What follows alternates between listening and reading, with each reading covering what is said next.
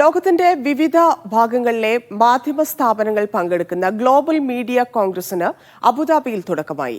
ഇത് മൂന്നാം തവണയാണ് അബുദാബി ആഗോള മാധ്യമ സമ്മേളനം സംഘടിപ്പിക്കുന്നത്. ഡിജിറ്റൽ തലമുറ, യുവാക്കളും മാധ്യമങ്ങളും എന്ന വിഷയത്തിൽ നടന്ന ചർച്ചയോടെയാണ് മൂന്നാമത് ഗ്ലോബൽ മീഡിയ കോൺഗ്രസിന് തുടക്കം കുറിച്ചത്. CNN ബിസിനസ് അറബിക്കിന്റെ എഡിറ്റർ ലെന ഹസ്ബുള്ള മോഡറേറ്ററായിരുന്ന ചർച്ചയിൽ മെറ്റ പ്രതിനിധി ഫാരിസ് അക്കാദ്, സ്നാപ്ചാറ്റിന്റെ ഫരീജ, അൽക്കാട്ടൽ പ്രതിനിധി മുസ്തഫ അൽ കുർദി തുടങ്ങിയവർ പങ്കെടുത്തു.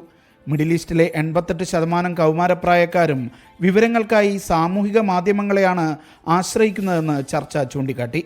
എഴുതപ്പെട്ട വിവരങ്ങളെക്കാൾ വീഡിയോകളെയാണ് യുവാക്കൾ ആശ്രയിക്കുന്നതെന്ന് കമ്പനി പ്രതിനിധികൾ പറഞ്ഞു.